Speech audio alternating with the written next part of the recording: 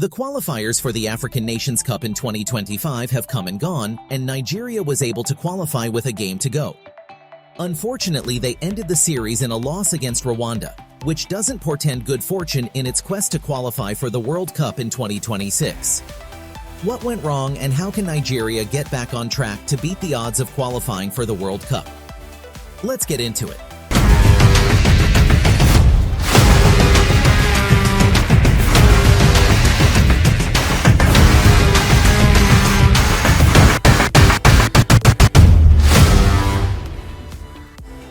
As we get into the video, we would like to implore you to subscribe to our channel. If you have been enjoying our videos, do support us by subscribing, as it's one way of giving us a pat on the back and inspiring us to create even better videos for your viewing pleasure. On to the video. Nigeria has over the years struggled to qualify for the Nations Cup and has had to usually do it the hard way, with Nigerians having to fish out their calculators to figure out its chances. In the qualifiers for the next edition in 2025, however, the Super Eagles qualified ahead of the final game against Rwanda. The final match was meant to be an opportunity for other fringe players to get a chance to play and possibly stake a claim for a starting position in the team.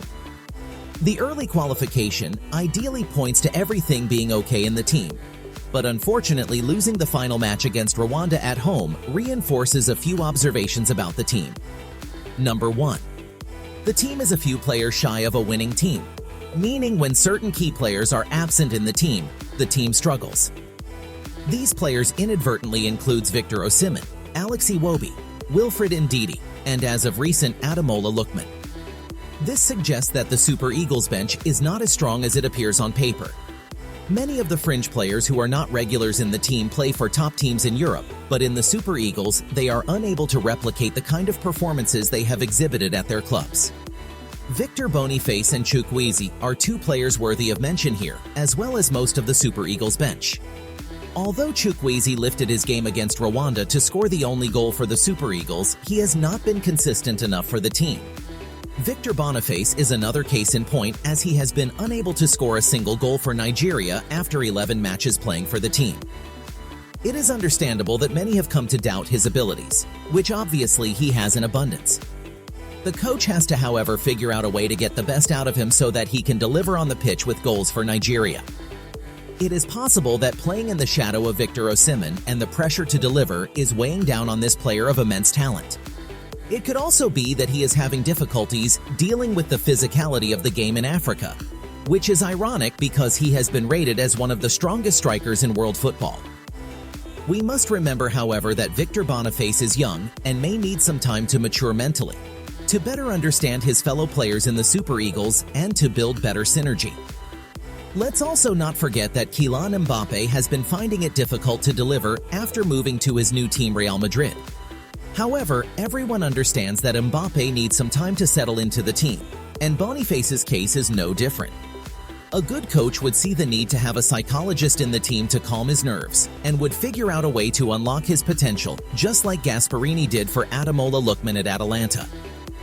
A good coach will be on the constant lookout for alternative options, like those we have constantly advocated for on this channel, and must constantly be ready with a Plan B, Plan C, and even Plan D. This brings us to the second observation. Augustin Eguavoen's coach is shaky at best, and he may not have what it takes to qualify Nigeria for the World Cup in 2026.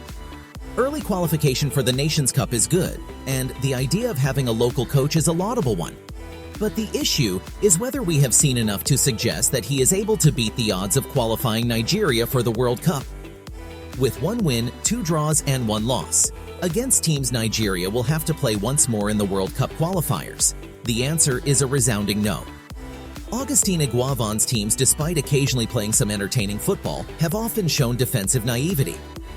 Augustin Eguavoen was in charge when Nigeria failed to qualify for the last World Cup, and in the 2021 Nations Cup, despite a good start, his team faltered as the opposition got stronger. Former coach Gernot Rohr had often expressed the limitations of the Super Eagles team, but many were displeased by this. As a practical coach, he emphasized the need to build defensive discipline first before going on the offensive. Jose Peseiro came into the Super Eagles trying to create a free-flowing attacking team and fell flat on his face with loss after loss, despite moments of scoring a generous amount of goals like against Sao Tome and Principe, who had little to give back by way of their own offensive. In the end, he had to revert to a defensive formation which brought Nigeria its best string of results in recent times, including getting to the 2023 Nations Cup final.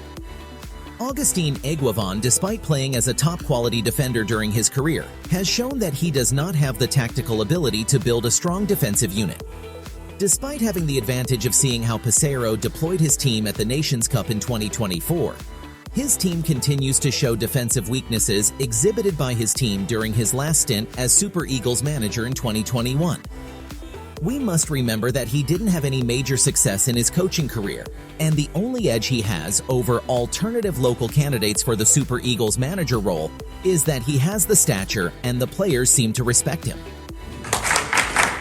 However, tactically, he is theoretically behind coaches like Samson Siaisia and Emmanuel Amuniki, who have UEFA Pro licenses and have had measurable success coaching Nigerian teams.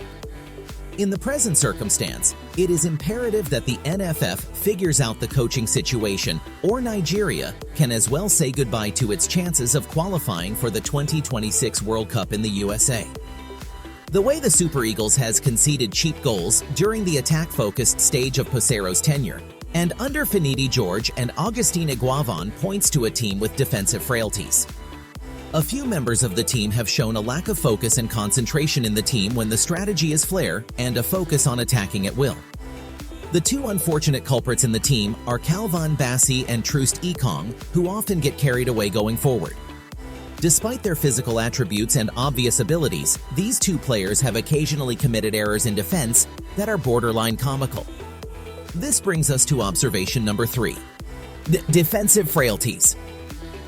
The two players just mentioned have built amazing careers, with Troost Ekong being adjudged the best defender at the 2023 Nations Cup. However, we must remember that these two players were not given any hope of success in their younger years. There must have been something missing that was noticed by their coaches at the start of their careers. We must applaud how they pick themselves up and strive to succeed. They have shown the relentless Nigerian spirit that pushes Nigerians to succeed against the odds.